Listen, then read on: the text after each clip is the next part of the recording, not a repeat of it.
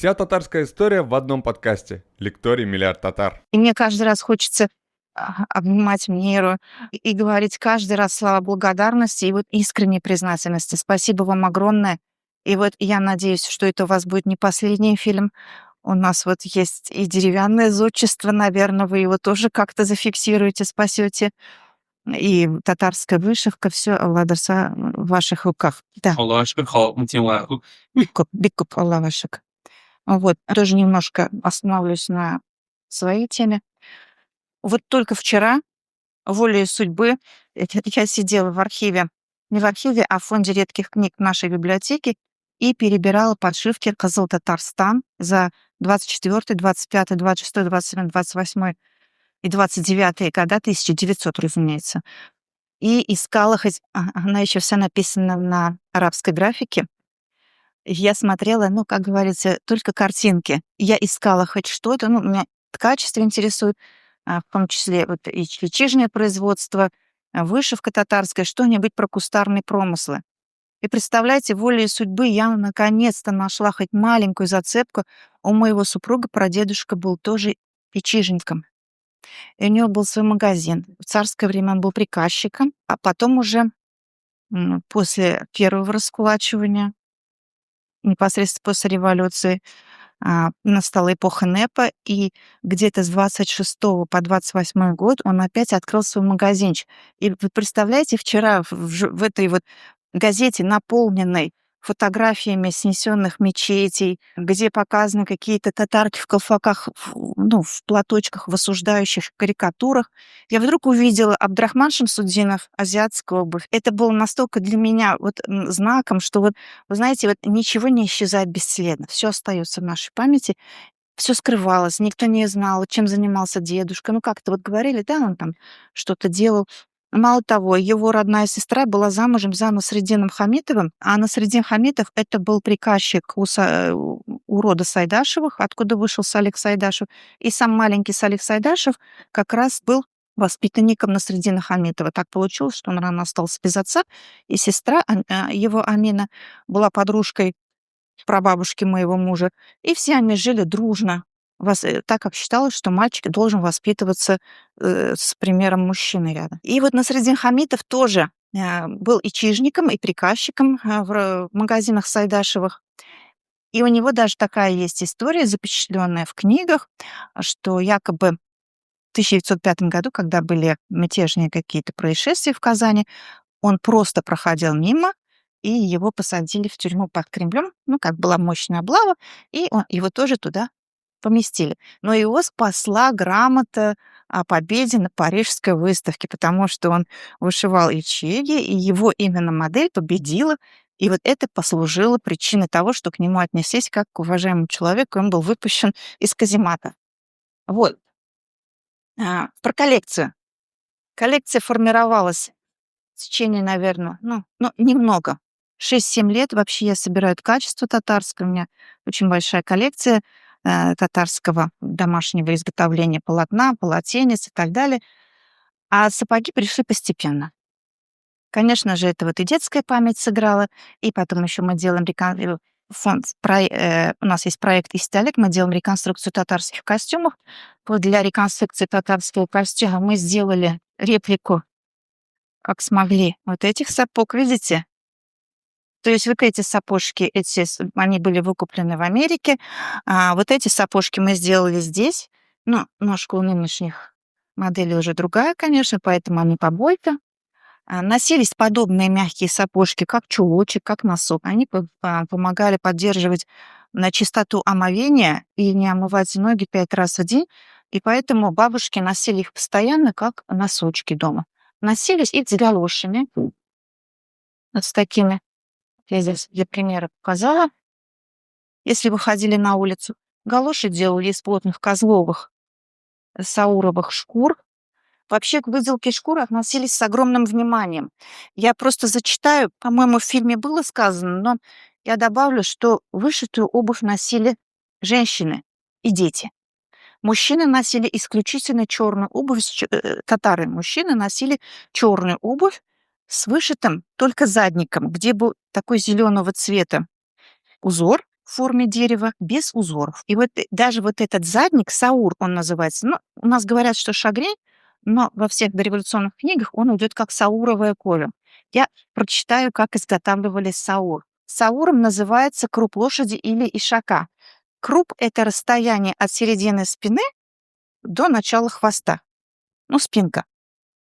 Вот эту шкуру брали и ее вначале в течение суток мочили в щелоке, затем убирали мездру железным специальным скребком, шерсть сбривали острым ножом, потом для придания поверхности кожи шероховатого вида вдавливали в нее колотушками проса и высушивали на солнце.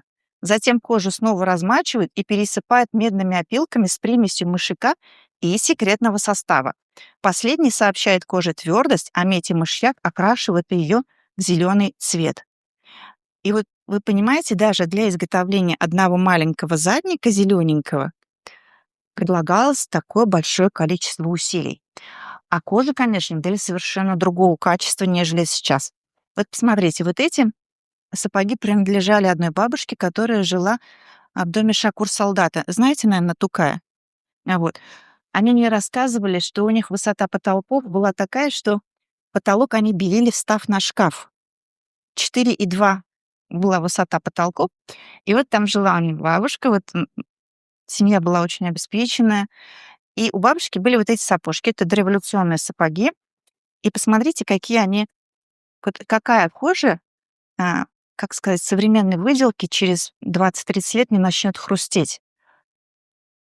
Распад кожи, конечно, это органика, но здесь выделка была настолько какого-то, я не знаю, качества высочайшего, что до сих пор она абсолютно не теряет никаких своих пластических свойств. И посмотрите, какой тонкий узор, какая красивая подборка гамма цветов. И не все понимают, как происходила разделка кожи. Вот вы понимаете, если начать отдельно вырезать вот этот вот кружочек, отдельно вот этот вот лепесточек, его ни за что потом нормально не состыковать. Они же все разных цветов. Вот как это делалось? Здесь, помните, показали шкуру, и на ней мужчина вот так надавив ножиком. Делалось по 5 комплектов одновременно. Брались, например, 2 шкуры зеленые, 2 шкуры красные, 2 шкуры желтые и так далее. Это вот такая получалась стопка, и по ней прорезался узор. И потом, так как они все получались сделанные на одном, как говорится, полотне, они абсолютно взаимоподходящие были друг к другу. То есть даже если вот отдельно вырезать, они уже не совпадали. И вот таким образом потом собирали как мозаику. Сразу параллельно собирали, например, 5 пар сапожек. И тогда только узор абсолютно вот один в один, как родной, вписывался в орнамент. Потом уже стали делать жесткие проклеенные носочки. Потом обувь стала гораздо, так скажем, плотнее, и поэтому уже вот и в фильме было сказано, что обувь уже не такая мягкая и не очень удобная для пожилых людей. Конечно, я абсолютно с этим согласна, но при всем при этом богатство орнаментации сохранялось до 60-х, 70-х годов в полной мере.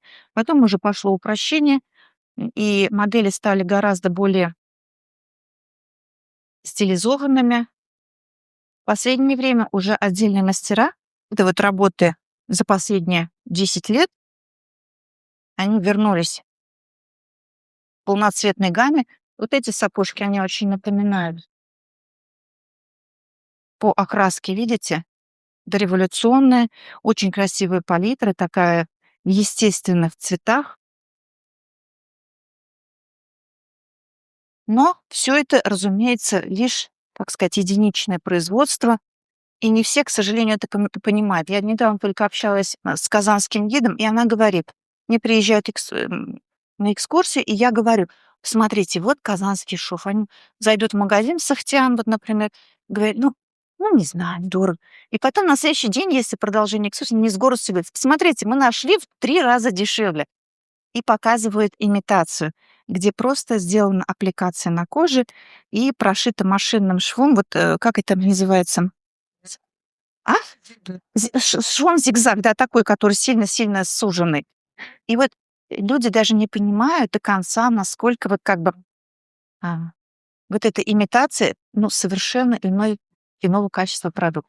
То же самое, когда вот делают, например, пищан-базары, мне очень бывает обидно, когда вроде 2 рядом лавочки стоят, и на одной лавочке исконно татарское ремесло, и рядом имитация. Имитация, она гораздо, может быть, и пестрее, и гораздо более орнаментирована, но она в 2 раза дешевле.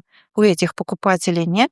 Здесь как бы товар уходит на ура. Люди даже не вникают и не понимают в то, что у них перед глазами. Вот это бывает очень обидно.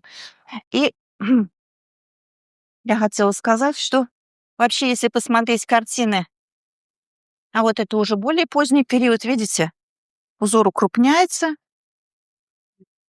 уже нет таких тонких деталей. Потом уже в 90-е годы есть такие сапожки, выпускали зимние сапоги. Вот здесь только, например, одно сердечко, и все. Вообще татарки это вот мне совсем недавно подарили, в детской художественной школе номер 1. Там буфетчица, а я делала выставку небольшую для детей, и она как раз сказала: "Ой, у меня лежат ячейки, возьми, пожалуйста, их". Вот она мне их подарила с галошами.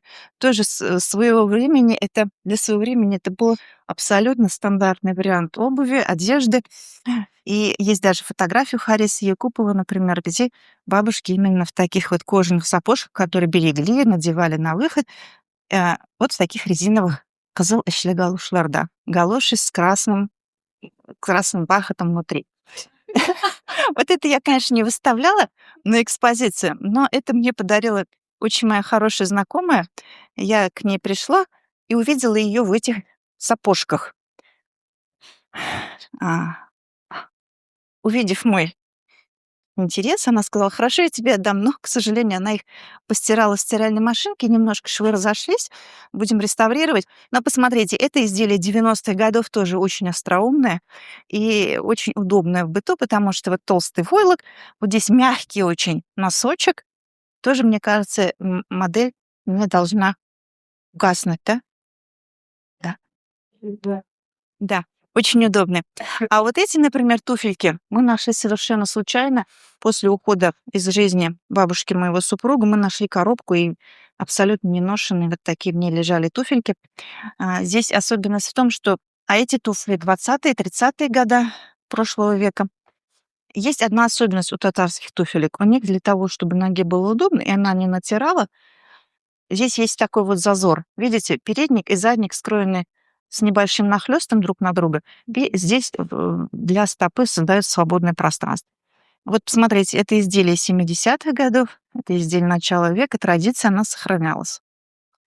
Конечно же, здесь уже использовались не бархат и не болотная вышивка, здесь уже использовался простой плюш и небольшое количество, ну, она под золотную нитку шла, ну, на самом деле, это такая, ну, дешевая канитель советского периода. Символика, она как тест Рошарха с пятном, с чернильным. Кто что видит? Вообще, вот прописанного в дореволюционных книгах символизма в татарском орнаменте узорной кожи нет. Есть просто указание, что был растительный орнамент и геометрический типа волны. Но, конечно же, мы здесь видим, что здесь есть и семечко, и вот это вот возрастающее древо жизни, которое расцветает. Вот это вот древний орнамент волны, который шел еще с кочевых тюркских времен, он тоже на большинстве сапог присутствует. Древо жизни сзади, вот это, которое делалось на мужских сапогах из зеленого саура, здесь вот оно тоже укреплено, многократно прошито, тоже древо жизни символизирует. Но, вы знаете, вот как и в качестве, я очень много лет отдала на то, чтобы найти символизм в татарских полотенцах. Вот, например, у чувашей, у них на каждый узор есть свое обозначение, целые схемы, целые таблицы. К сожалению, у татар это ушло, потому что это как бы не поощрялось исламом и не придавался символизм излишний и какие-то вот ненужные смыслы в утилитарных вещах. Символизм, вы знаете, даже не символизм, а были названия мастеровых этих деталей. Вот, например, есть такая очень хорошая книжка вот Буловой. Сами работники, там есть вот такая схема, сами работницы отдельные элементы называли по схожести с тем или иным. Например, спасибаша, голова кота, лягушачья лапка и так далее. Так они ими и фигурировали. Вот когда я спрашиваю у деревенских людей, что какое обозначение имеет та или иная вещь, они обычно говорят, самое простое, на что похоже, на то и так и называют. Вот. Здесь еще есть и голова кота в 3 вариантах, и колокольчик есть, и а что такое тура щепщак ясы? Тура щепщак. Вот мен сұрарға керек. Есть просто щепщак ясы, гнездо воробья, а есть тура щепщак ясы. Ну, наверное, какой-то искривлен. То есть они просто обозначали по схожести. Как рассказывала Саттарова же, да, рассказывал про древо жизни. Это наиболее распространенная версия, которая фигурирует в настоящее время. И, кстати, насчет того, что вот, да, в Алма-Аты и нет, в Астане, по-моему, поставили первый памятник Ичигам в узорной коже. Здесь у нас было бурное обсуждение, что вот как так, это же татарский. Обувь была распространена, то есть ее носили и казахи, и узбеки, потому что она была очень удобна, красива, изящна. И казахи ее увековечили в мозаичной скульптуре. Очень красиво, мы им очень благодарны за это.